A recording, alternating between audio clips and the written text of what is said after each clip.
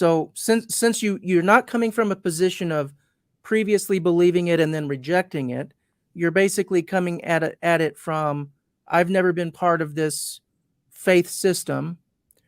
So, but nonetheless, you do live. We all live in this same universe together, right? And so you can agree with me that the Bible is either true or false, right? It can't be true for you, but or true for me, but not true for you. If it's objectively true, then it's true. If it's not, then it's not. Would we agree on that much? Sure. Yeah. Okay. So, given that we have to make a decision, um, I guess my question is, what sort of evidence should you be looking for? What sort of evidence do you look for that you're not finding because you're here having a debate or discussion with me, a believer, and you're representing unbelief or Yep. atheism. So obviously you've come to a belief at this point in your life that you've got strong reason to reject the Bible as being the Word of God.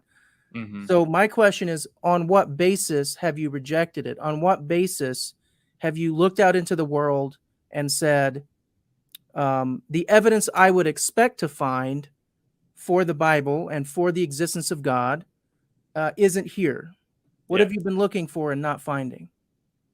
Yeah, so I would say that, if the God of the Bible was true, then we would expect for the events described in the Bible to have evidence that they happened. So the primary thing, I've done lots of debates on this channel, but we can talk about like the flood is a big one for me. I mean, if the events in the Bible are true, then I would expect to see the various rock layers on Earth to be hydrologically sorted, or we would see evidence that there was a worldwide flood.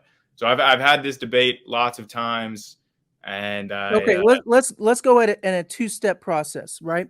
So either there is a God or there isn't. And if there is a God, then we have to move down to the next part of the tree, the decision tree of Mhm. which God, right? Because there's lots of competing ideas.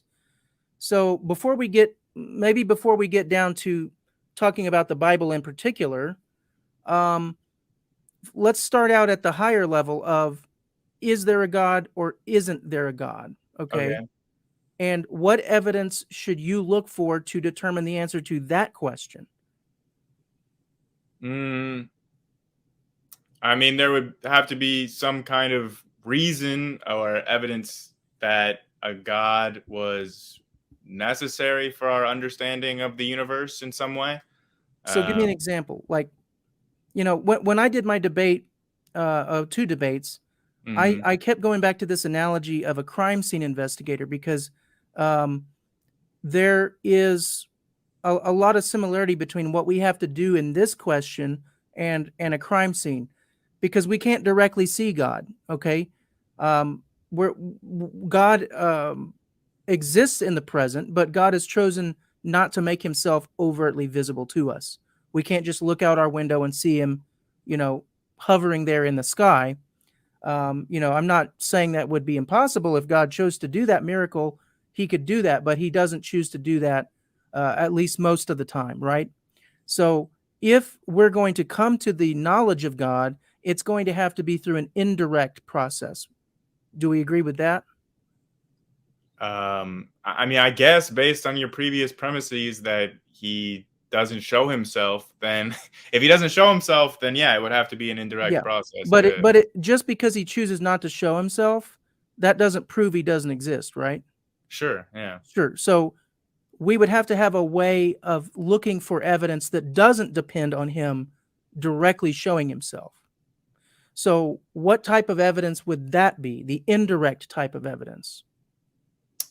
Well, that's why I said that we would have evidence for the things described in the Bible. I mean, Well, just before you worry about the Bible, because okay, again, a God could exist and the yeah, Bible could not be true, right? sure, So, like, monotheism could be true, and yet you could claim that everything historically in the Bible is not true. In fact, there have been lots of people in the past who believed that. They were called deists, Yeah. like Thomas Jefferson. Okay. Yeah. So they believe in one God, but they didn't believe in the Bible.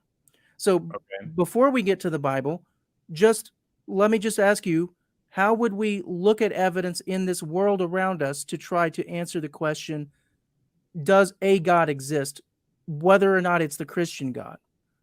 I guess like evidence for like the supernatural would go to like some degree towards like supporting the evidence of Well, like a deity existing. remember what I said about the deists, though. Thomas Yeah. Jefferson, he didn't believe in miracles.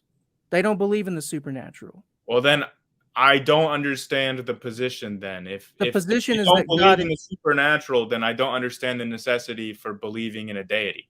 well, what I mean to say when I say they don't believe in supernatural, a deist doesn't believe an immanent God who is Yeah. making I'm miraculous, I'm like, familiar with the change. beliefs of deism. I just Yeah. I'm unfamiliar with why somebody would be a deist or what their justification would be if they think that Well, this a is god's role yeah. is not necessary in the universe. Well, this is what I'm trying to get at is what sort of evidence would someone need to look for to determine if God exists?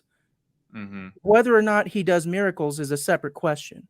He could have just wound up the universe like a clockmaker Yeah. and Okay. then Well, just then left it alone. here's an example. If we looked out at the universe and we saw that the Earth was the only planet, there were no other like solar system. The stars were just lights like in the sky close by. Like if we were really in some kind of geocentric universe dome, and like it seemed like we had some sort of special place in the universe, and we were like everything was designed for this life on this earth.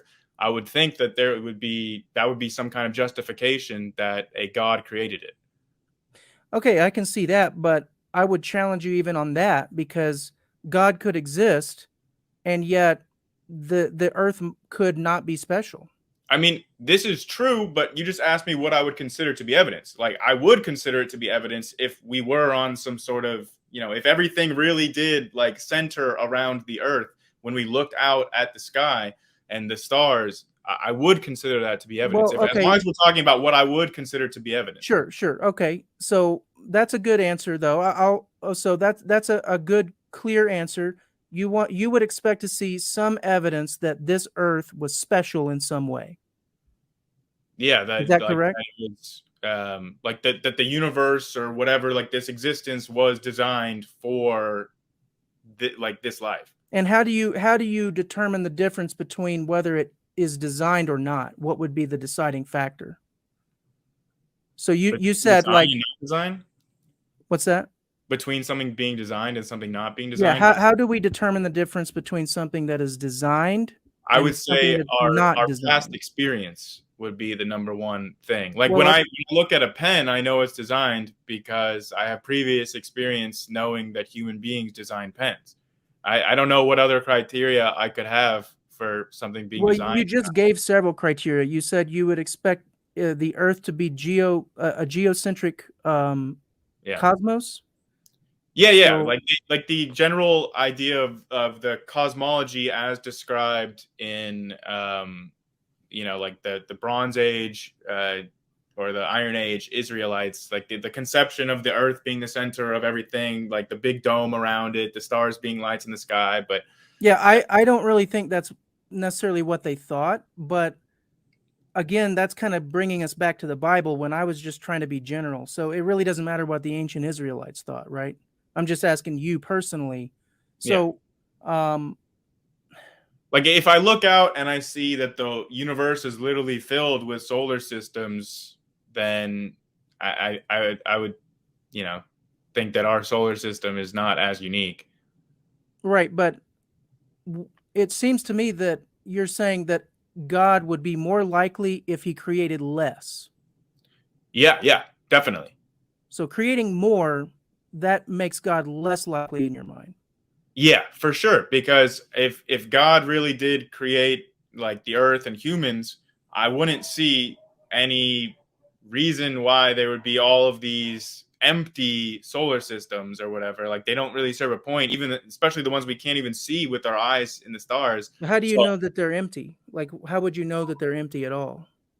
well, I mean, they would be empty, I would think, because they're not described in. I mean, you're saying we don't want to talk about the Bible, but like there, we don't see any descriptions of any other solar systems in the Bible. They don't Right. seem Well, the pertinent to the Bible's written for religion's us, right? ontology.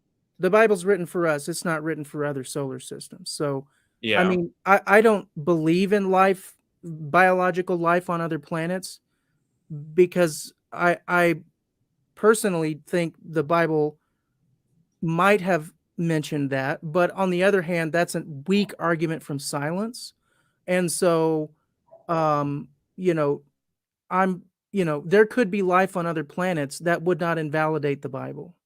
So, we don't know what's on those other solar systems, and we don't know why God created them. But to me, what the Bible does say, that the heavens declare the glory of God. And to me, if we looked out into the heavens and saw a dinky flat earth dome with some little holes cut out of the dome and just peeps of light coming through the holes instead of planets and galaxies, that would be way less impressive to me than what we do see. And so in my mind, that would make God less likely, because then, you've got way less to explain. Now we have this huge diversity of existence, um, and none of it really is necessary without God. Like, without God, nothing needs to exist. Certainly not solar systems. Certainly not planets or stars.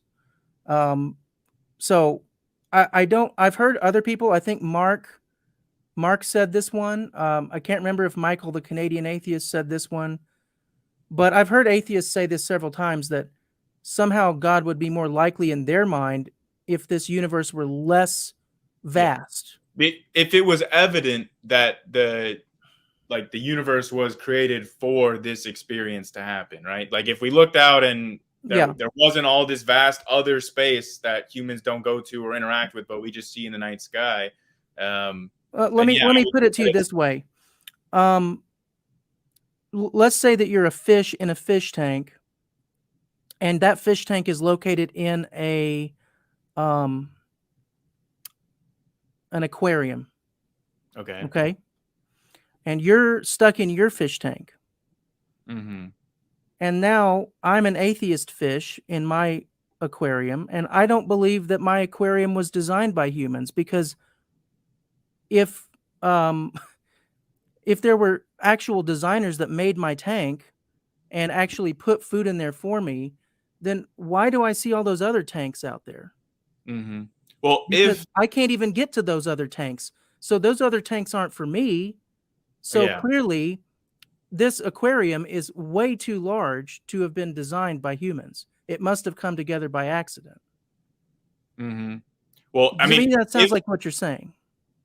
I mean, if I was a fish in a fish tank in an aquarium and I looked out and all the other aquariums that I saw, like all the other tanks were all empty, that would certainly not look like a hallmark of design to me. So, But we can't see most of the other tanks.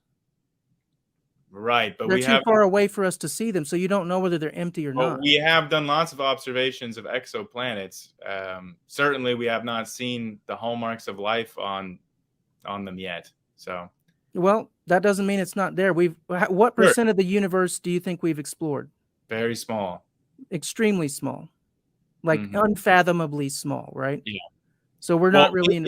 if there were predictions of aliens in any uh, God believing religion, then my story might be different. But it Well, seems to me that I, all the I don't religions. need to predict aliens, because their existing doesn't really have a lot to do with God's existence or not, which is the point I'm really trying to get you to understand, is Okay. that one of these things you've just said doesn't really seem to follow. Like, whether aliens exist has nothing, like, we exist. So who cares whether aliens exist? I Um, personally would find it to be discrediting of a notion of God if we did find aliens. but we find other people, we find animals. Yeah. Why can't we find aliens? Well, because all those people and animals were explained within the mythology of most God following religions. But aliens are absent from pretty much all the ones I'm aware of, the major ones anyway, the non Yeah, culty but that's ones. an argument from silence, and maybe the reason that they're not mentioned, just playing devil's advocate here, Yeah. maybe the reason that they're not mentioned is that it has nothing to do with us, and we don't need to know about that, I would right? think that So we it's would need to irrelevant. know about it, but okay. It's irrelevant. I mean, I'm not arguing for aliens. I'm just saying I don't see the relevance to the existence of God question, because what we need to look at is what we can see.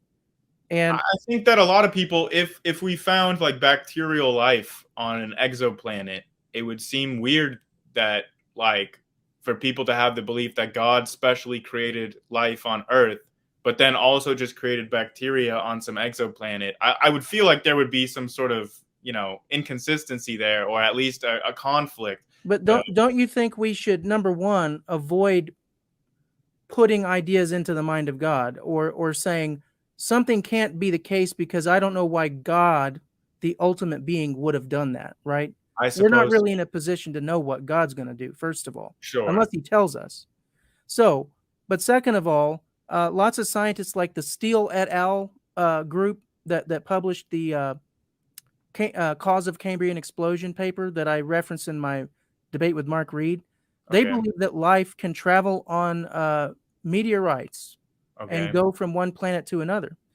So even if we found bacteria on an exoplanet somewhere, that wouldn't even necessarily rule out that they couldn't have come from Earth. Okay. I mean, I'm just playing devil's advocate here.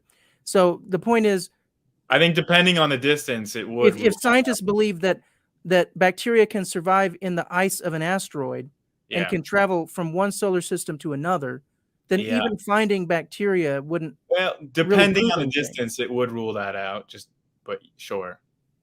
Well, according to Steele et al., they believe that Yeah, but life is asteroids seeded. don't travel at the speed of light. So if it's farther away than Yeah. light would be able to travel, then Well, yeah. let's cross that bridge when we come to it, because we're Okay. we're not near that. Okay, Gotcha. so one good answer that you gave, evidence that there's something special about planet Earth.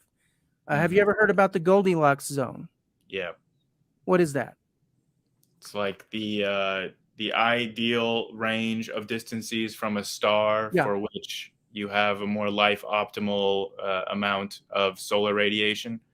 yeah. Well, that's one thing, not just solar radiation. That's just one of many factors that has to be exactly right. I don't know about exactly right. It's a range. It's a I mean, it's a Goldilocks range, zone but it's called a Goldilocks range for a reason, right? because Because it's a narrow range. Because I don't think anything about it is implied narrow, but well, do sure. you I know mean, what there's Goldilocks? a much wider amount of variance, but Have you heard of the Goldilocks like story? Do you know what that refers to? yes, yeah, not She's too very hot, picky. not too cold, Yeah, just right. I she's got very picky. So that does imply a narrow range. Otherwise, it wouldn't make sense. So it just implies that, but you're between two extremes. But okay, well, I mean, we don't have to bicker about the Goldilocks okay. story. So the point I'm getting at here is the Earth is in a Goldilocks zone. Okay, Um, how is that not on your own? Based on your own statement of what yeah, you would look for, why yeah, would that not count as evidence? Like that because there it is would something literally special have about to it. be like that. I mean, what? It would literally have to be like that. But you said you would look for something special about Earth that made it different from everything else. Yeah, obviously there are things that are unique about Earth, like the fact that there's life on Earth. And if there is life on Earth, then it necessarily has to be within the Goldilocks zone. But it doesn't have to be in the Goldilocks zone, and there It doesn't does have to though. be life on Earth.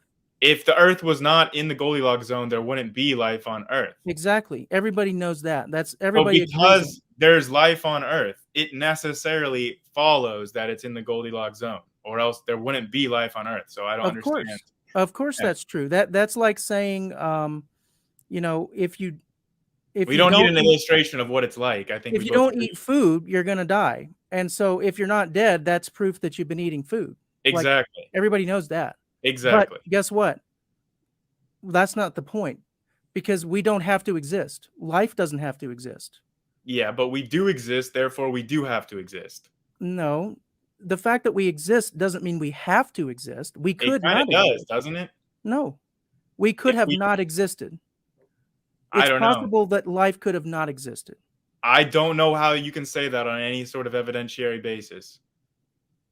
Well, it's not this is just conceptual. It's I don't understand You the don't concept. understand that life is not a necessity, that life doesn't have to exist? I don't know because we have nothing to compare this to kind of we have no basis to form probabilities of this.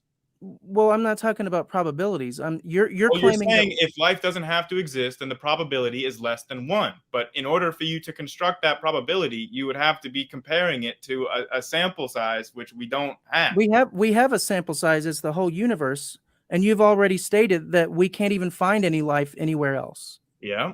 So clearly, life doesn't have to exist, because everywhere else we look, it doesn't.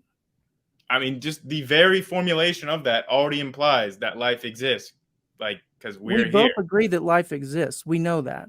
We're Yeah. here having a conversation. We exist. Yes. But it's logically possible that neither one of us have to exist. So that's why something needs to be explained. We're not necessary beings, you and I. I don't know. We're not logically necessary beings. I don't know if that necessarily follows. I When mean, you if look at, if okay, the previous conditions of the universe, right? Like what our existence is the result of like a causal chain, and yeah. I don't see how that causal chain could have been any different. Well, I agree with you there. That's determinism. Yes, But that's again not the point. but I Because, mean, it does sound like the point to me because if like this has all been determined by a series of causal events, then it couldn't have been different. well, let me put it to you this way. Um, let's say that I were standing in a field, and a whole like 10 soldiers were in front of me in that field, Uh huh. and they're all aiming at me with their rifles, and they all fire, Yeah. and they all miss, even though they're Sure. all aiming at me at basically point blank range. Sure. Okay. Now, what you've just said Mm-hmm. is like if I said, so they all fire, 10 soldiers all fire and they all miss, even though they're at point blank range. Yeah. Now, what happens when you ask the question, or when I ask the question, why am I still alive? Why didn't I die? Right. And Mm-hmm. if you say, well, obviously, if you had died, you wouldn't be here to ask that question. Mm-hmm. Does that do anything to answer the question at all? No, To but ask, what to say that? does answer the question is that each of the reasons why each of those soldiers missed is causally linked to a previous reason. So, like, we don't have any evidence to suggest that that event could have turned out any differently because, like, that they were just responding to a series of causes, and if those, like, Okay, yeah, we have no reason to believe that those causes could have been different. sure. You're getting like confused between two different ideas here. You're going like into the, determinism, no country for old men kind of thing. I got here the same way this coin did. Yeah. Um, and that is okay. What you're getting at is based on the initial conditions of the universe, Mm-hmm. everything that happens has to happen because of the Yes. laws of physics. Okay. Yes. That's a good thing for you to be aware of, because it's it's if you're a materialist, you don't believe in the supernatural, then that Mm-hmm. is the logical worldview. Yeah. However, even in that worldview, we still deal with probabilistic events, in the sense of, if I flip a coin, Mm-hmm. there is a 50% probability it's going to land on one side or the other, because of um, Yeah, but a coin flip is deterministic yeah, still. it's deterministic, but the description of it. So this is why we're able to say something is unlikely to happen, right? Sure, I guess based Sure. on previous Do experience. you think anything is ever okay to say that's unlikely? Based on previous experience, yes. Yeah, based on previous experience. So, based on previous experience, if somebody is standing in front of a firing squad, it's very unlikely that everybody in that firing squad is going to miss.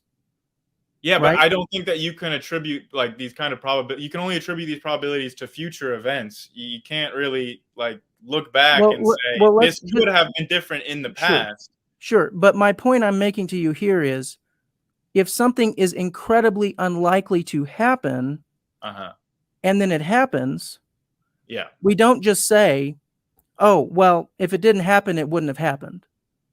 Like, that's not an answer to why it happened. Like, if you're playing cards with somebody and they keep pulling aces out every time, you're going to ask questions, right? You're not just going to assume it was by chance, right? That's because of my understanding of the probabilities of decks of cards. Okay, well, if you want to understand probabilities, you look at what we can observe, right? Yeah, you have to have things to compare to calculate what the probabilities are, which I don't think we have for the things you're talking about. But then why did you say that you would look for something special about the Earth? When I ask you what evidence you look for, you specifically said you would look for something special about the Earth. Yeah. Why would you look for that if you're saying we can't know anything about it because we can't judge probabilities? You're saying we can't know anything about it because if the Earth was the center of the universe, I don't see how that has to do with any probabilities. Like, we don't need knowledge of what the probabilities are for any. But what you're saying is you're discounting the idea that there's any way for us to judge if something is likely to happen unless we have past experience. Yes. But we don't have past experience on the creation of the universe or the creation of the Earth. Yep. That's why we can't construct probabilities about it. Okay, but then what were you getting at when you said you would look for something special about the Earth? Like I've explained, like if the whole universe was centered in the Earth, how do you determine what the center of the universe is? How would we look and figure that out? Like if there were no other planets or stars. Well, that's a different question, Grayson. No, it's not a different question. Whether there's other planets or stars has nothing to do with whether we're in the center of the universe. It absolutely does. If there were no other stars or planets, then we would be the center of the universe. But we could also be in the center of the universe, and there could be other stars and planets nonetheless, right? Sure. So why would you bring up the other criteria, not the criteria? Okay, but I said, how would we determine if we're in the center of the universe? And then you said there would have to not be other stars and planets. I don't see how that follows. No, I didn't say that. I said if there were no other stars and planets, then we would be the center of the universe. Okay, let's say that there are other stars and planets. How would we then try to figure out if we're in the center of the universe? I mean, we would make astronomical observations. Like what? How would you figure it out? If we looked around and we saw, hey, our galaxy is centered on the Earth, then it would seem likely that we're talking about the universe here, not the galaxy. The universe. Yes. So how would we figure out if we're in the center of the universe? I gave you an example of how we would determine, like, if we look around and we see that we're not even the center of the galaxy, then why would we be the center of the Earth? Well, I don't know, but that's a separate question. We can be in the center of the universe, but not at the center of our galaxy. Right. Because the galaxy could be like off-center compared to the universe, right? So we would have to have an established absolute frame of reference. Right, and how do you get that? How do you get that? You have to make observations and measurements to determine if there is such a thing as an absolute frame of reference, which relativity tells us there isn't. Right. So in other words, you've given me something that can't possibly be given. You've given a criterion of evidence that you're saying cannot be satisfied. Well, I'm giving a criteria of evidence that is obviously not satisfied in reality. I would say that is why I am not a God believer. But there are other means of evidence. Like I was, I don't know exactly what evidence is. Let's move on to another point, but I will say when we look around the universe, it looks homogeneous in every direction. And that would be one piece of evidence that we are near the center of the universe, because when we look out to one side of our planet, we don't see a big bunch of nothingness on one side and then a whole bunch of planets on the other side. So, like, if I were in a crowded room and then I look to my right and I see nothing, and then I look to my left and I see a big crowd, then I know that spatially the crowd is to my left, so I'm on the right side. And so I'm not in the middle. Yeah. But if I look around me in every direction and all I see is people, then it's at least plausible that I am in the middle. Or there is no middle, Or which there is is the no middle. current consensus. Okay, but if there's no middle of the universe, then we can't be in the center of it. Yeah, that's why I don't believe. So that's like you don't like believe if because we reality can't be in the center of conflicts the universe? with what I would think, like if reality was created by a god, and if the reality we observe conflicts with that, I mean, that would be a potential reason why I wouldn't believe in a Yeah, god. but I'm trying to figure out at a base level, how do we figure out whether it does or doesn't conflict with God's existence? So what I said in my debates was, if God exists, I would expect to find evidence that God created something. Okay, yeah. Because that's what gods do, right? They I can create. agree with that. Yeah. I would also expect to find evidence that God communicated with us in some way. Okay. So, I mean, technically speaking, that's I mean, if not you're a necessary. deist, you got on to Yeah. me about deism, Yeah. you wouldn't expect that. So Yeah, right, exactly. So deism is possible, but if you did find a good candidate for God's communication, then that would rule out deism. okay. So, but we can start at the evidence that God created something. Okay. So the universe exists. It doesn't have to exist. It's logically possible that it could simply fail to exist, but it does exist. I don't know. I mean, I would already not be able to agree with that because I don't know if the universe could not exist or not. Right. Well, so you mentioned the Kalam cosmological argument before we started the stream. You wanted to talk about that, and that kind of fits in right here. Okay. But the Kalam cosmological argument says everything which begins to exist has a cause. The universe began to exist, therefore the universe has a cause. Yeah. Now, do you actually disagree with the statement that the universe has a cause? I disagree with the first two premises of the argument, and I also disagree that, like, even if the universe does have a cause, I don't think it has to be God. So I disagree with pretty much every facet of it. Well, the word God wasn't in the argument. Yeah, I understand. So I just ask you if you agree with the conclusion that the universe had a cause. I do not agree that it's logically entailed or logically necessary that the universe had a cause. Okay. But I don't. I personally, I don't have any thoughts on it, whether or not it has a cause or not. Well, you do because you just shared your thoughts. I don't think it's logically necessary, but I mean, I don't see any issue with thinking that the universe had a cause or not. But I disagree with the first two premises of the Kalam argument. Okay, so everything that begins to exist has a cause. You disagree with that? Yes. So if a pink elephant popped into this room that I'm sitting in right now, you wouldn't feel it necessary for there to be a cause for that. I mean, I think that's a little bit absurd, but why is it absurd? The example that I was going to point to was in quantum mechanics, where the traditional notion of determinism sort of breaks down. On our macro scale, right, we have this very, somewhat neat idea of causality, but on a quantum scale, it becomes a lot more probabilistic, and you start having effects with no clear causes and causes with no clear effects. Okay, so I think it breaks down on elephant. Let me ask you this question: does an elephant exist in the quantum scale? No. No. An elephant is much larger than the quantum scale. Well, so you're saying if I went up to an elephant and I magnified down and I magnified down and I just kept going, you're saying in the quantum realm nothing would be there. It would be invisible at that. No, I'm saying that no elephant would be there, but you would certainly find particles there. But when you add all of those particles up, they make an elephant. Yeah, an elephant is a macro phenomenon, not a But it's made out of what? It's made out of lots of things, but ultimately particles. Yeah. quantum particles. Sure. Okay. So it is microscopic.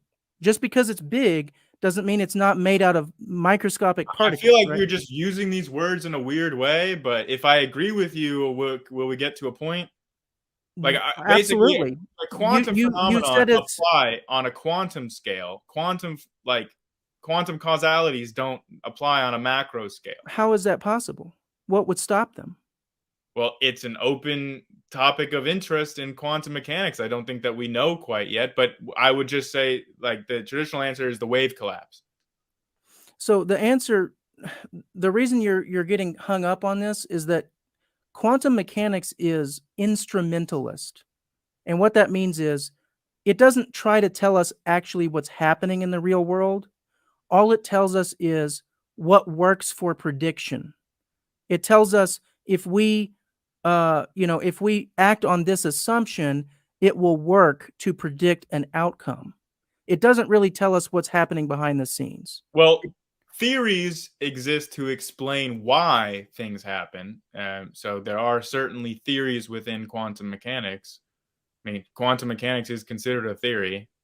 Right, but my point is, the quantum physics is like the people like I believe Heisenberg is an example, but the scientists that um, work on quantum mechanics, most of them would never claim that what they're giving us is any information about how the real world exists in Yeah, a they would. metaphysical sense. All they're telling us is these these equations that we've come up with work for making predictions at the microscopic level. That's all it is. It's just a way of making accurate predictions at a microscopic level. It doesn't tell us anything about the real world other than this happens to work with our formulas. Okay, well, When I you disagree with your characterization of that, but I would also say that, like, the determinations for how these things work are not obeying the law of causality, as, like, that first premise of the Okay, Kalam like argument lays why out. when I said a pink elephant just popped into this room, you Yeah, said that was absurd. yeah. Why? Why would that be absurd? Well, we have no evidence suggesting that's ever happened. Okay. So it's not absurd for any like logical reason in your mind. There's nothing logical that would be like The quantum mechanics does permit that to happen. It's just that the probability is very, very low. how could you possibly know the probability of a pink elephant? Well, you can actually calculate that in quantum mechanics. You can calculate the probability of a pink elephant in quantum mechanics. I'd love to see that done. Okay, well, it would be a very difficult calculation, but you can calculate the odds of such a thing happening, like, using the math of quantum mechanics. And if you want an example of that, I think Vilenkin, who William Lane Craig cites all the time, has talked about it. Yeah, so when quantum physicists say things like, the quantum particle appears, what they're getting at is there are limits in what we can detect. There are limits in what we can um, Sure. describe with our science. That doesn't mean that there's actually this physical thing called a quark or a particle that's physically coming in and out of existence, like at random. That's not what they're really saying. I think maybe you're thinking I'm talking about virtual particles, but I'm not talking about virtual particles. I'm not talking about particles, popping in and out of existence like that. I was talking about, when I mentioned quantum mechanics and things coming into existence without a cause, it was more so talking about, like a decay or something, where you have new particles being created, like a photon or something being created, but there's no distinct cause. It happens sort So of. a decay, that would be a cause. No, but there's no cause for the decay. We have no means of predicting when it's going to happen. There's no change to the system Well, that would just cause because it to we happen. can't currently predict something, that doesn't prove that it's happening Like, randomly. It well, just means we okay, don't know why it's happening. I'm not sure how familiar you are with Bell's inequality, but it has been ruled out that there are any hidden variables that are going on that we just can't measure or detect. If you look at hidden variables, lots of these have been proposed, and they have, like, Bell's inequality, like Bell's theorem, like, is very successful. They just awarded the Nobel Prize like last year for work that's related, but it basically shows that there are no hidden variables that are possible. Like So it's you been think it's completely random? it's probabilistic. Well, if it's probabilistic, then that means there's an underlying order to it. Yeah. Yeah. Okay. But that doesn't mean that it follows the law of cause and effect. Well, if there's order to it, it would have to follow some type of law, or there wouldn't be the order. Yeah, the Right? laws of quantum mechanics are probabilistic. Yeah. They're not like causative where you Yeah, have but what you A need to causes B. what you need to understand is that any physical object, like this calculator, Yeah. this exists in the quantum realm. It exists in the macro Yeah, realm. but that's It's not a made. separate thing. This word macro and this Yeah. word quantum or micro, these are just words, right? It's just a word. This is the thing. This is it. Well, these words mean something. And They're just words. And all we're talking about is different levels of magnification, okay? This is the thing. It doesn't matter what level you look at it. This is the thing. Okay? I think it does matter what That's how level. matter works. Like this quantum particles are just little tiny pieces of big particles. Right?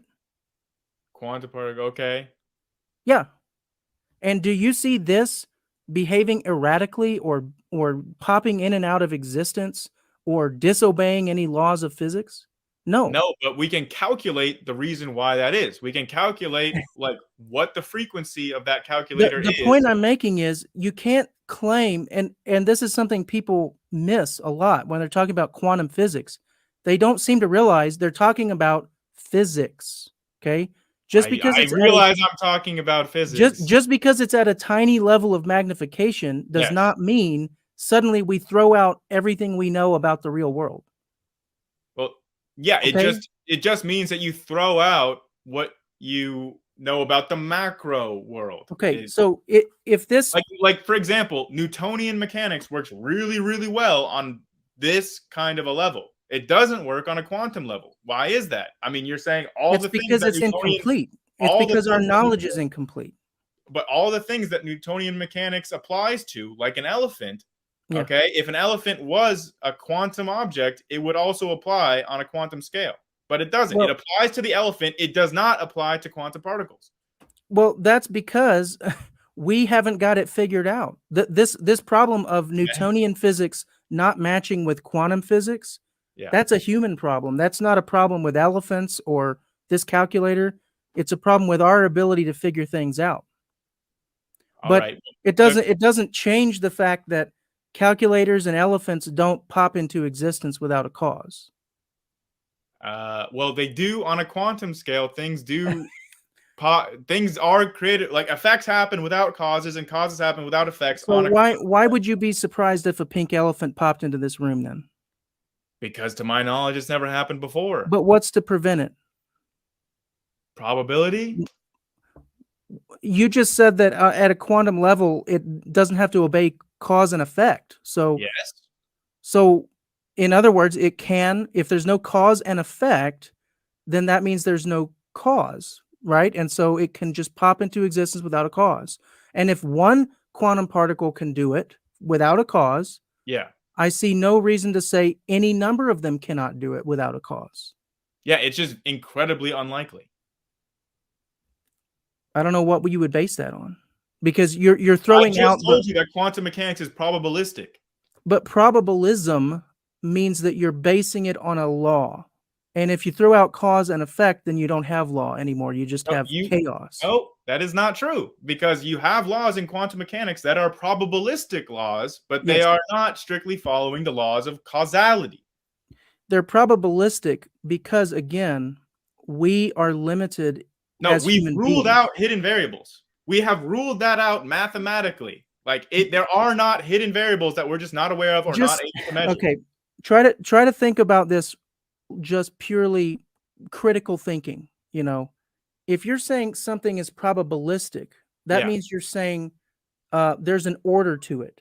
Okay, so if it's 30%, that means if you look in the macro scale, after repeated times of doing the same Yes. thing, overall, 30% of the time it's going to do one thing, and then 70% of the time it'll do the other thing. Uh-huh.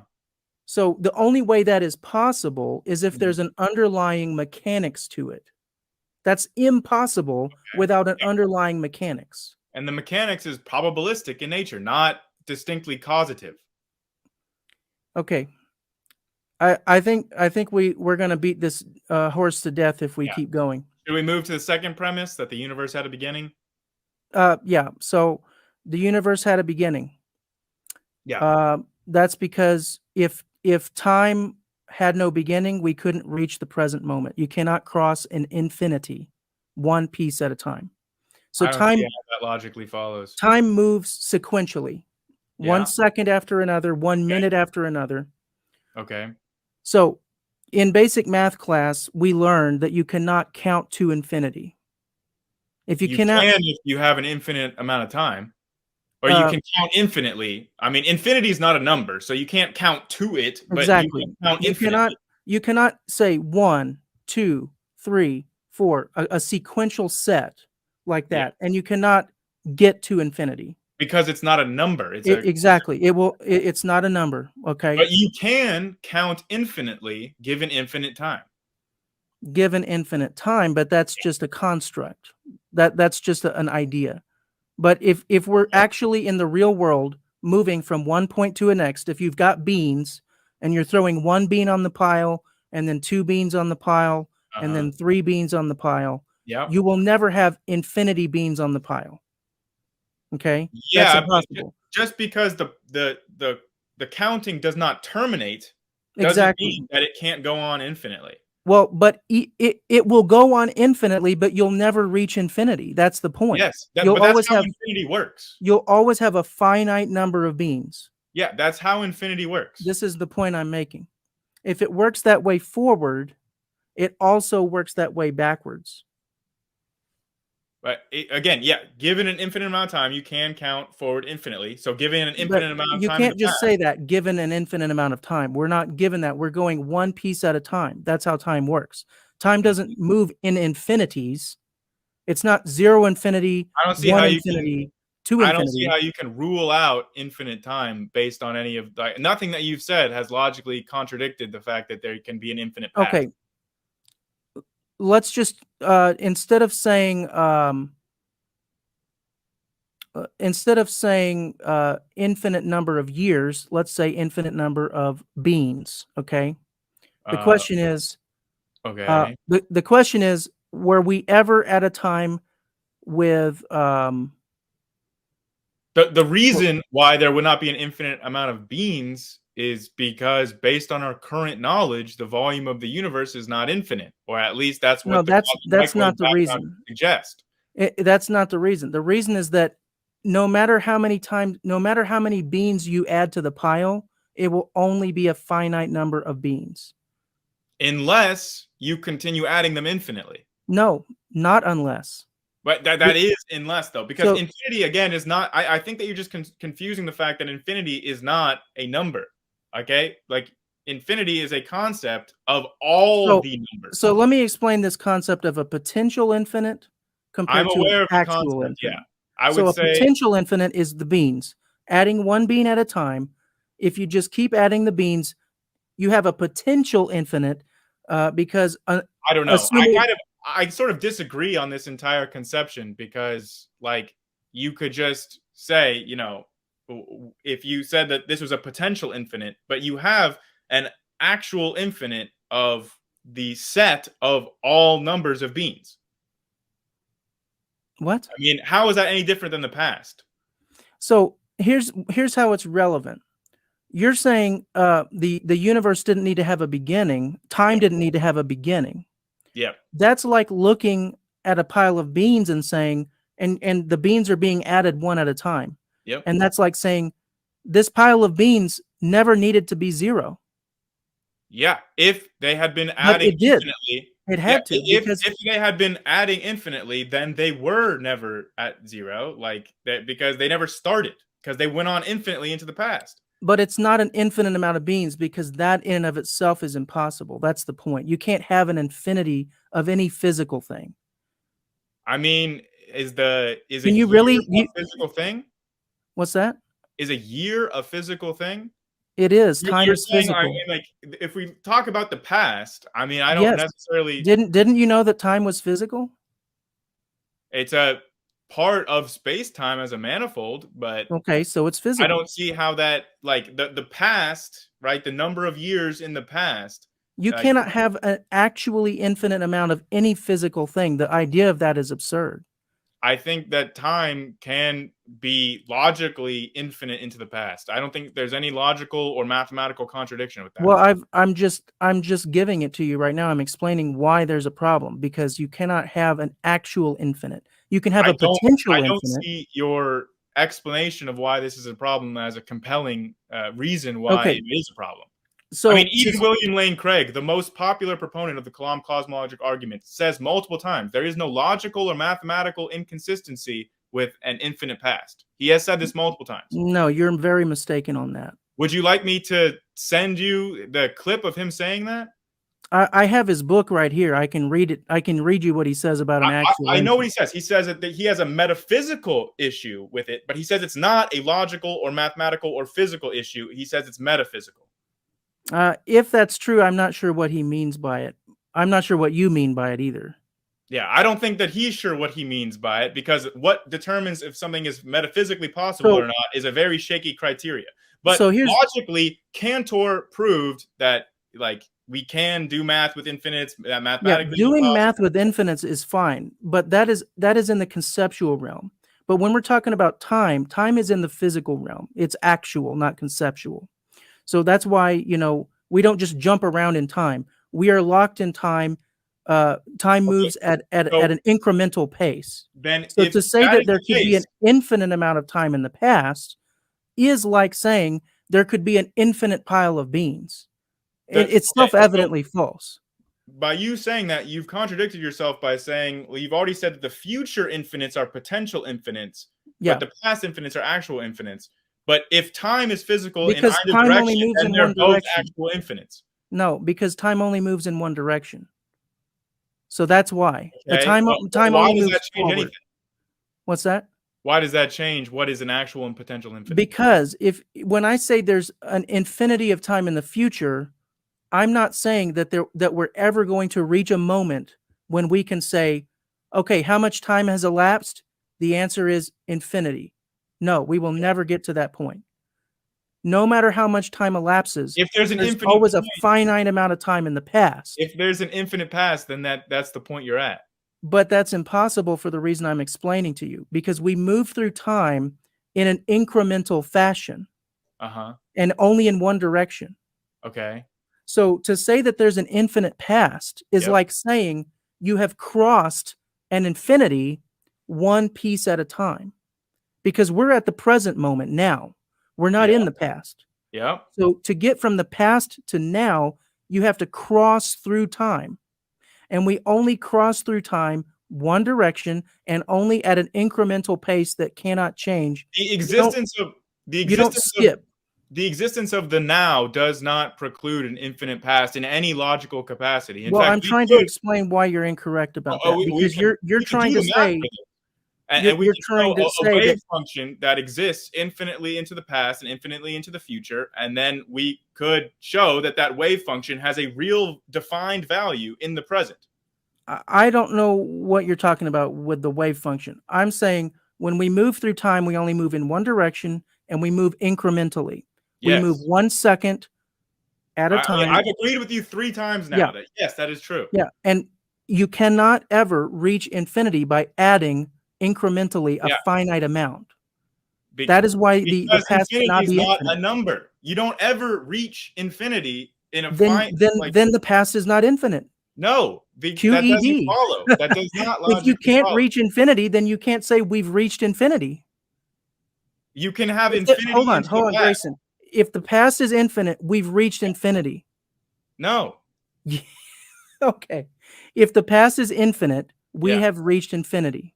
How much time I has don't see elapsed? how that makes sense. Okay. Again with the beans. one being at a time. Yeah, I Okay, get your beings. you'll never reach a point Yeah, when you have an infinite number of beings. that's Ever.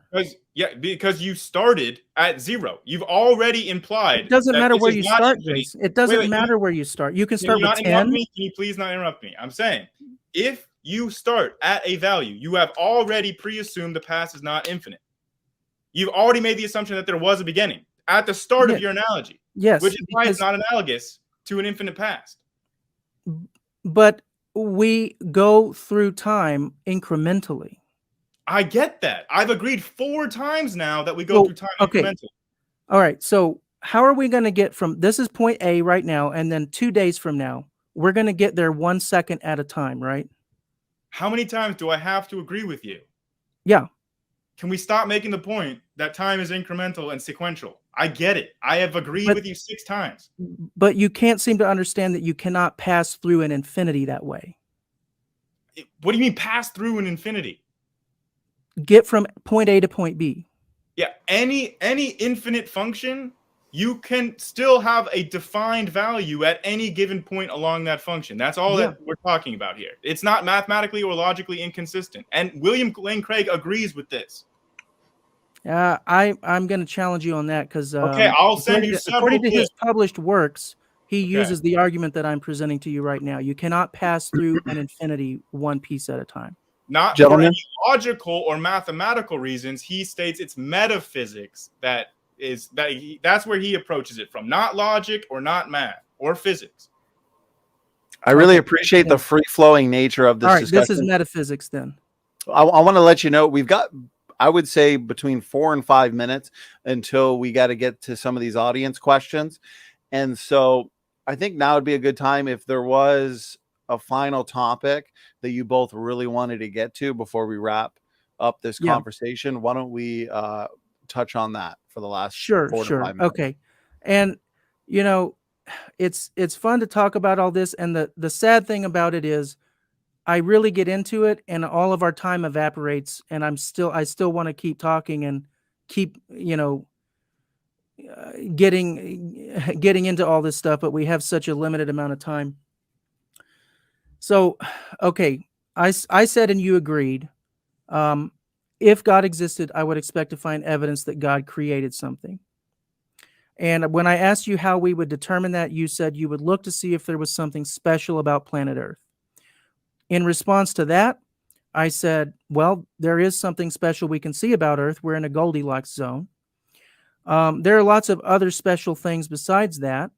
The existence of water on our planet, for example, is extremely necessary for life. Just to be clear, I don't think I said specifically that it was this, like, that Earth would have special characteristics. I think I said that it was something that would imply that the whole universe, the point was the Earth and humans. Like, it was something that would, I don't think I was saying that it was just some special unique features, because I mean, I admit, like, obviously Earth is the only planet that we know of that has like plate tectonics or has life.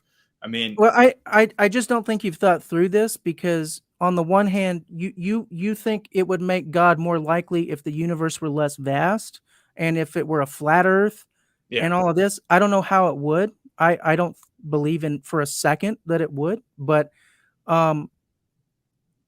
you need to think about how are you going. So let me try to really quickly get into this, because we're talking about science. Or a lot of what we're talking about here is science related.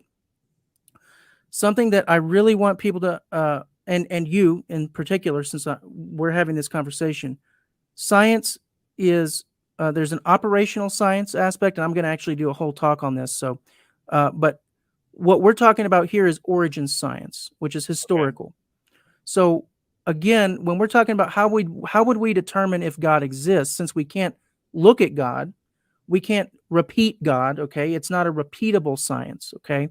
So the scientific method doesn't apply here, because we can't put God in a test tube. We can't repeat God. We have to look at the evidence available to us, and we have to do something that's called abductive reasoning. And that means inference to the best explanation. Are you with me so far on that? Sure. We have to look at all the evidence around us, and we have to determine what is the best explanation for the evidence that we see. Now, you made a really good point, even though you're kind of trying to walk it back a little bit. But I believe if we went back to the beginning of this stream where you answered my question, you did say you would look for evidence that maybe you didn't use the word special, literally that word, but what you said boiled down to evidence that things were that this universe existed for us, or that there was something special about Earth in that way. And again, that's great to say, but I don't think you've thought through what that would realistically look like beyond just a really simplified, well, a flat Earth. No, God can create Earth as a sphere. Earth was flat in the dome, I mean, it would be very, very clear to me. That's a myth. That is not biblical. I'm saying if, right, you can entertain hypotheticals. I'm saying if that was the case, it would be very, very clear to me that this existence was for us. It would be very clear in that instance. I don't see how. No more clear than it is already. But anyway, so that's one aspect. There's always abiogenesis, which, again, evidence that God created something. That's life. Life is that evidence. There's zero repeatable scientific evidence that life can come from non-life. Your favorite theory is a fringe theory that very few scientists actually are even aware of. The what was it called again? So I've done a video on the amyloid world hypothesis. Amyloid world, there you go. And I've done a video debunking James Tour's claims as well. So I have done abiogenesis content. So you believe life came out of non-life, and your favorite theory is the amyloid world theory, which is currently like a fringe view, but even if it weren't new. Yeah, very new. But the point is, it is just an idea that someone came up with. It's not repeatable science. Well, they have done experiments with amyloids. So they've done experiments with amyloids, but they haven't had an amyloid turn into life without any physics. I will agree, obviously, that we do not have a consensus mechanism for abiogenesis.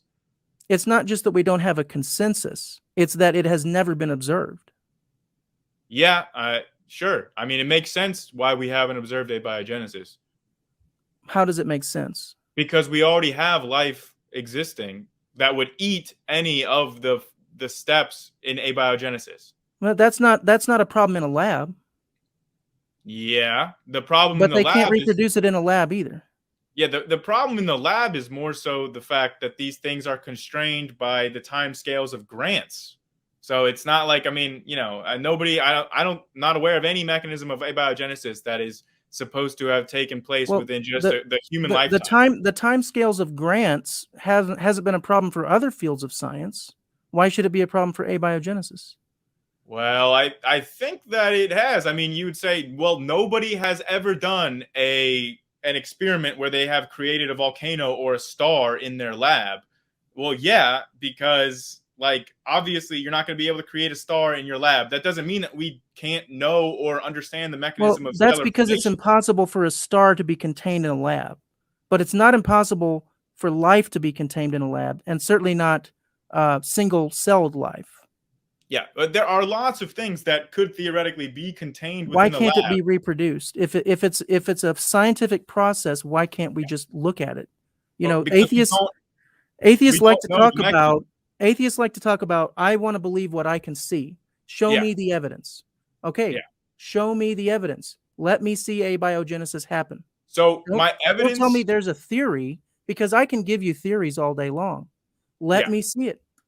So okay, well, I think theories do have plenty of evidence. I think you're talking about hypotheses, but on topic, I think that the evidence that abiogenesis happened, or at least that at one point life had to have come from non-life. You say that a god did it, but I think everyone can agree that at one point the evidence shows that there was no life in the universe. The cosmic microwave background demonstrates that pretty well, and now there is life. So we know that somehow life came from non-life. We just don't understand the mechanism of it. Okay, and that's like if I said we have cars today, and we know going back into the fossil record that there was a time when cars did not exist. Yeah. Okay, doesn't mean a human designer had to do it. Absolutely not. It doesn't matter that we can't explain to you how a car comes out of rock with no designer. I can give you my favorite theory. It's called the carburetor world theory. And the carburetor world is a world where there's nothing in existence except carburetors, and they just keep bumping into each other, and eventually a piece falls off of one of those carburetors, falls onto the other side, and it becomes a car that works. So that's here's my the difference. Here's the difference is that we have plenty of empirical evidence showing that human beings are necessary to design and create cars. We've never seen like a car that was produced without a human designer, but life, we know, evolves and doesn't require any, like, we don't know that life evolves. That's what's under debate. Okay, well, I think most of the scientific community knows that life evolves. No, we know they believe that cars do not evolve. And I don't think it's a good analogy because cars do evolve in the very same way that life evolves. They do, because if you look at cars today, they're not the same as cars from 30 years ago. They evolve. Or children? Yes. They do not have parents or children. I don't know Their why. Car companies are the parents or the children. Car companies are the parents. So there's no parent car or child car, right? So it is not analogous to life because life, is produced. Yeah, I get that. But Grayson, do you really mean to tell me that if I were to be able to design a car that could give birth to another car, that you would suddenly cease to believe that it had a designer? No, because you just said, if I were to design a car. Yeah, but let's say you didn't see me do it. Let's say you just go outside one day. So if I get birth to another car, okay? I find a car that was coming from other cars, blah, blah. Here's the thing. If we looked out in nature and we saw, hey, like, here's a carburetor that's forming from natural cars. Here's a part of this car that forms naturally, right?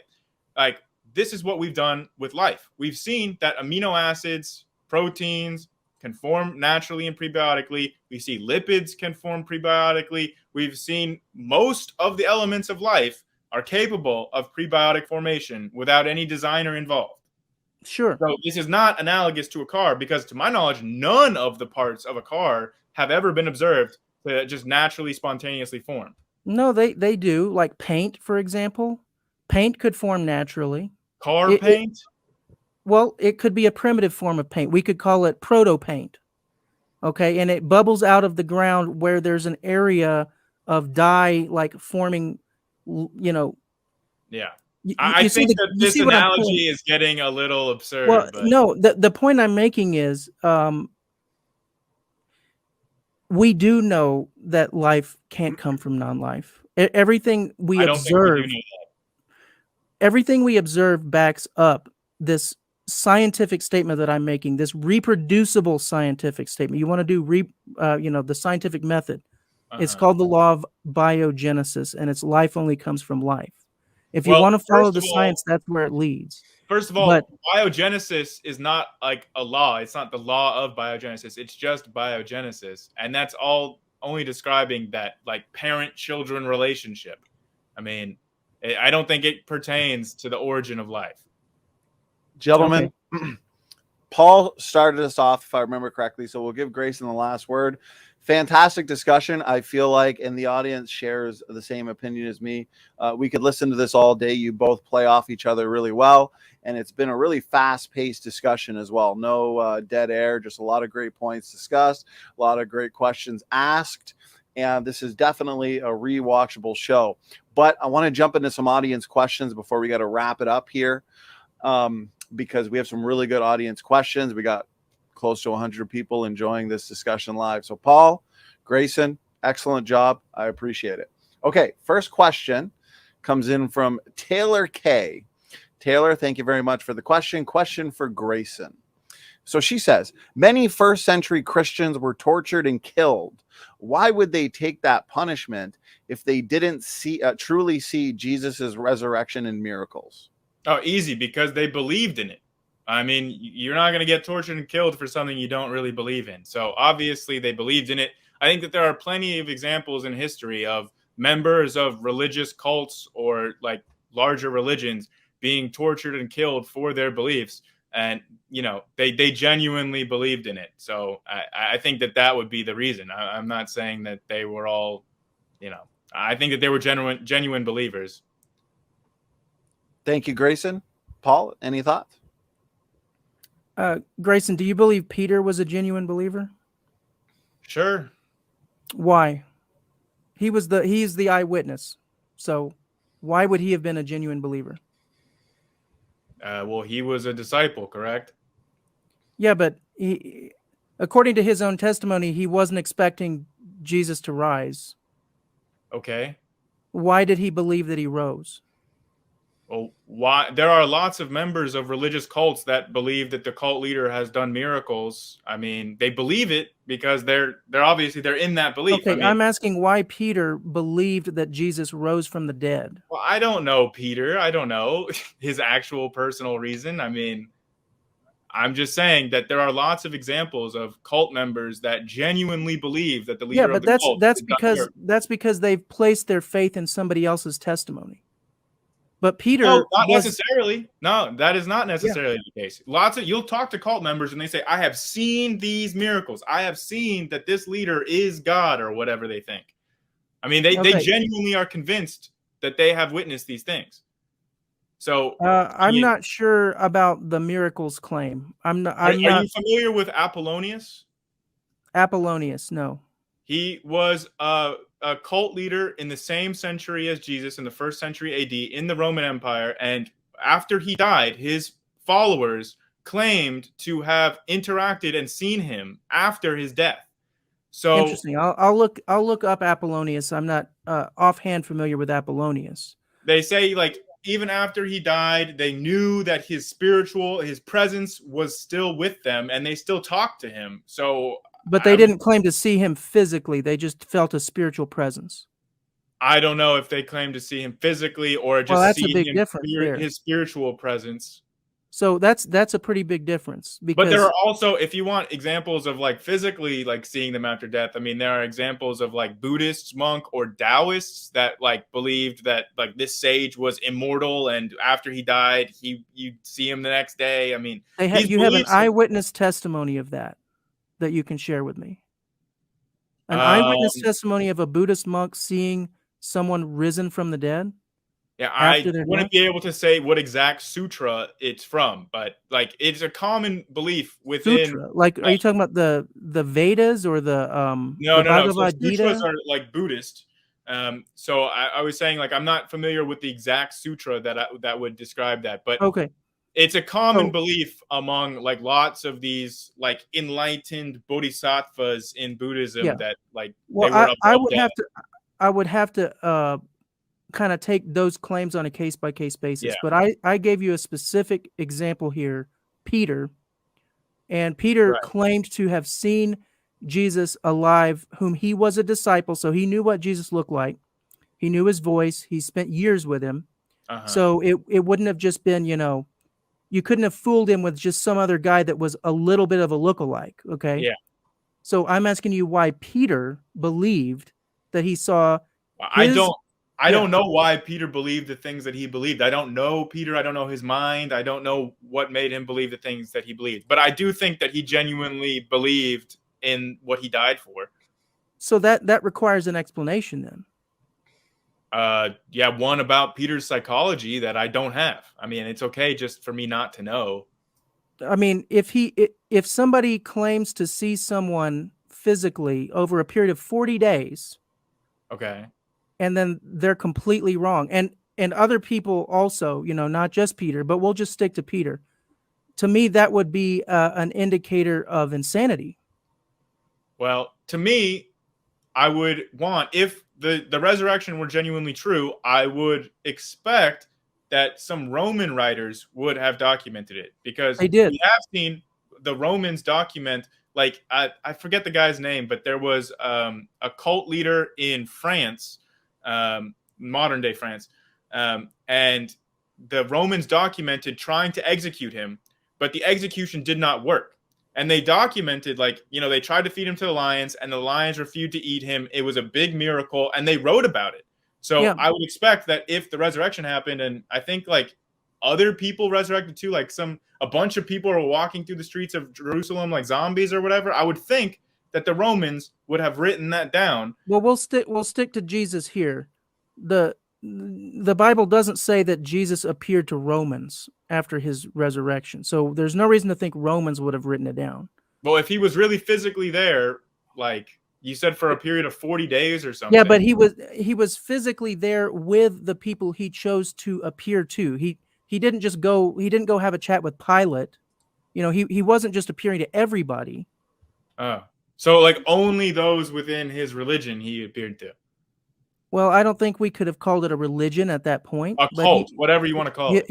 His disciples he appeared to. Okay. And, so like the people that believed him, I mean, I don't know. I see cult members all the time. Well, they didn't believe it before they saw it. Peter didn't believe it before he saw it. I don't know about that, but okay. Well, that's his testimony. Okay. And he died for that testimony, so we know that it's reliable, at least in How do we know that that's his testimony?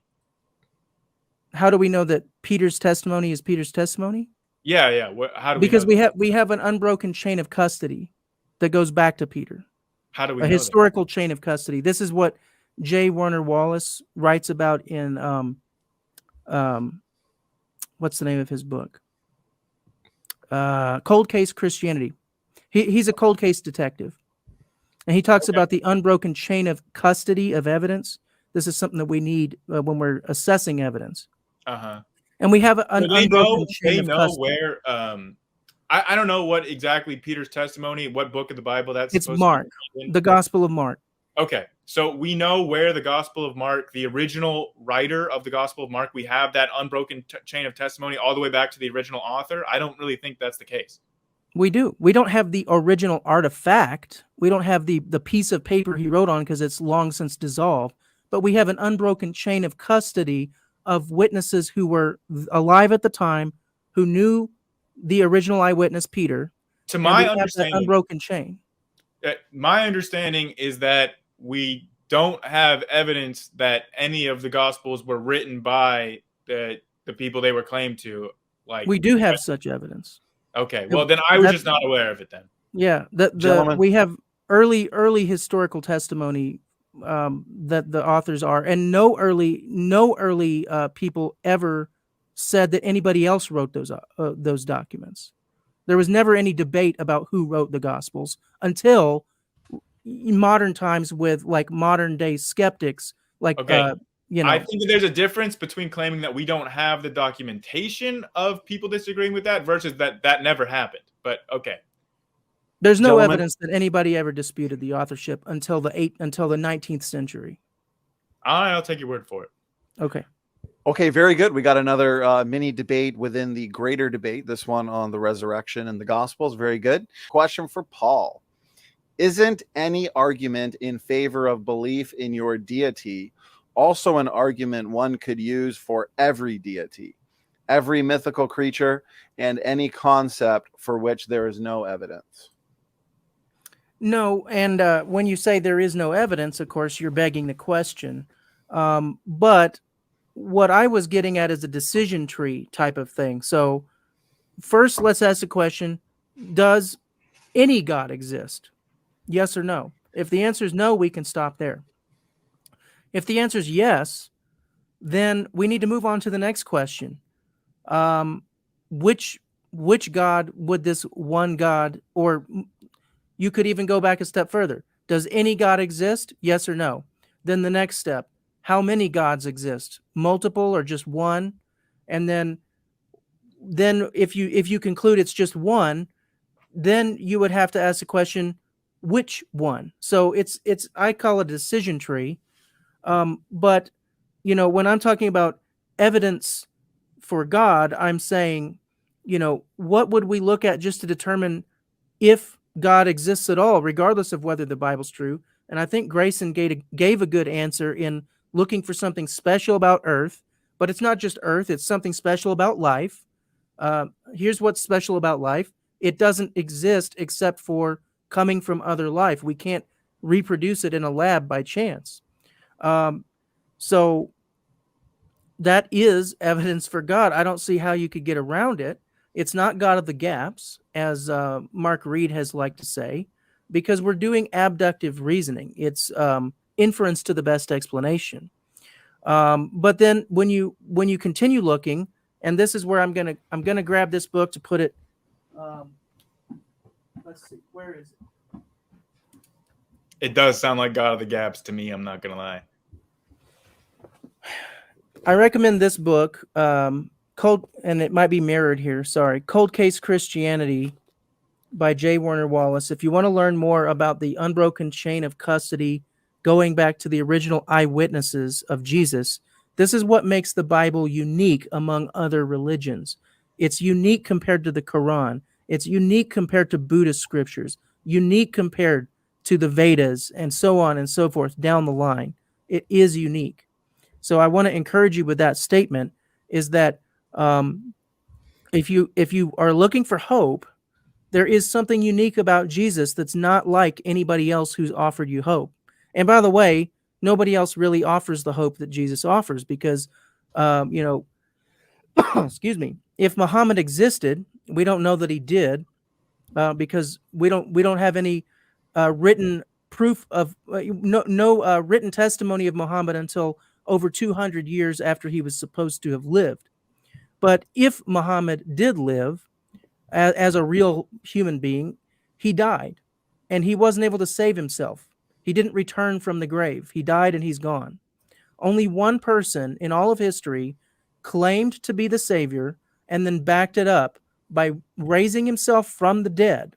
And then multiple different eyewitnesses saw what happened and they wrote it down, or if they didn't personally write it, their associate wrote it down. And then they went to their death. This is such a blessing for us that God allowed the apostles to be martyred, to be killed by the Romans, because allowing the apostles to get martyred is God giving us the strongest piece of evidence, because they weren't just martyred for no reason. They weren't just killed randomly. They were killed for a specific reason, and they were given an opportunity to recant. The Romans were willing to let them live if they would just say, sorry, we made the whole thing up. Caesar is Lord. We're going to bow down and worship Caesar. Sorry, we made it all up. That's all they had to do to save their skins. But they did not do that. And that's the strongest piece of evidence God could have given us for the reliability of their testimony. So read their testimony. Read the Bible. Don't just go to a Bible camp and then just forget about it and never look at it again. You need to read the Gospels. Even if you don't think they're true, you at least owe it to yourself to see what it says in there, because your eternal destiny at least could be at stake here. You know, I know you don't believe me right now, but your eternal destiny could be at stake. I believe it is at stake. You need to read the Gospels, read their eyewitness testimony. This is the testimony they died for. They died so you could read it. So read it. Okay, was that your closing statement, I guess? Yeah, closing statement. So if I'll make my closing statement, then I wouldn't say that Christianity is necessarily unique. We can find other religions that, or cults that offer like similar amounts of hope, like the cult of Antinous was an early rival for Christianity. We can find lots of examples of cases where religious followers have died for their beliefs. Like this has happened in most religions. I mean, even the pagans. I mean, when the Romans turned around and started persecuting the pagans, lots of pagans died for their beliefs. So I don't really see those as being very unique. I mean, we can find lots of cult members that were eyewitnesses to their cult leaders, and they were willing to die for their belief that their cult leader was divine. Just look at, Waco. I just don't see anything that is unique in a historical lens about this. To my understanding, there are Roman documents mentioning Muhammad from his lifetime. So I don't know where he's getting that from. Roman documents? I think you're Yes. you're way off here. The Byzantines consider themselves Romans. So to my knowledge, that those do exist. So we'll see. But Yeah, I mean, I just don't find what was said to be that compelling. In fact, I find that the evidence that we have contradicts the events as described in the Bible. Like I said with the flood, I mean, we see evidence to the contrary, that there could not have been a flood like was in the Bible. Or we have the genetic evidence showing that, Adam and Eve is pretty outlandish to believe. Or, sorry, I shouldn't characterize or say silly or outlandish, but Donnie and I have had lots of debates on the genetics of these things. Genetic entropy is not real. I love having that debate. It's super, very clear. So yeah, I mean, lots of, like, when we look at what the actual, like, scientific evidence of the reality around us points to, it seems pretty clear that the events as described in the Bible did not happen and do not have evidence to support them. I mean, like, it's a historical document. It makes certain claims, like, for cities and towns, and there are, like, true bits of history within the Bible, but just overall, the broad strokes, the events as described in the Bible, we don't see evidence for a flood. We don't see evidence for Exodus. I've watched the documentary that Paul recommends about it.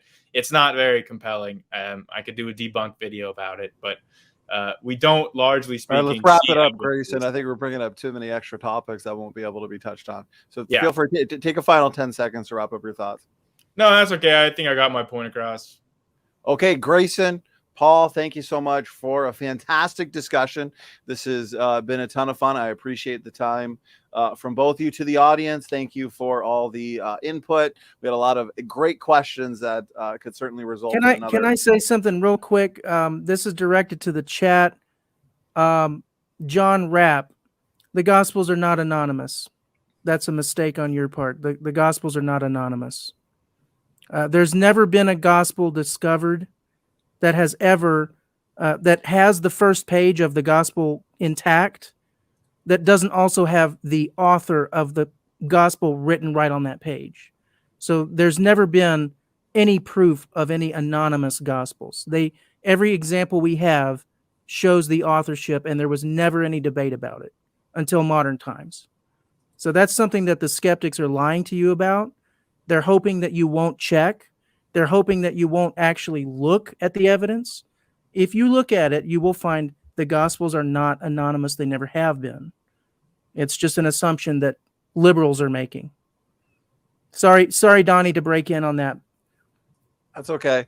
And as you did that, looks like we got a bonus super chat, and I do got to honor these. So real quick, and Grayson, this means you get the last word. So George Bond, he sends in a $10 super chat. He must have caught your brief discussion on abiogenesis, gentlemen. So lots of interested people in the chat. So that's good. These are important topics. So he says, life from life is an argument from knowledge, not a God of the gaps. It follows the scientific method. Grayson, feel free to respond however you'd like to. Yeah, I think he's describing biogenesis, right? I mean, yeah, obviously, I'm not disputing biogenesis, and I'm not saying biogenesis is not a scientific method. I just said that it's not a universal law in science. Like, it's not something that applies to the origin of life. So, yeah, I mean, I think it's pretty clear. And just since you were asking, what I was referring to was called the Fragment on the Arab Conquests, which is the document that mentions Muhammad. Okay. I'll have to look that one up. Say that again. Fragment on the Arab Conquest. That's what it's known as anyway, according to just of Wikipedia. Conquests. Fragment on the Arab Conquest. Yeah. Arab Conquests. Yep. The Arabs of Muhammad. Okay. Mm-hmm. I will look into that. Sure. I'm not familiar with it off the top of my head. Paul and Grayson, excellent show tonight. Very rewatchable. We'll definitely have to do a part 2 at some point in the future.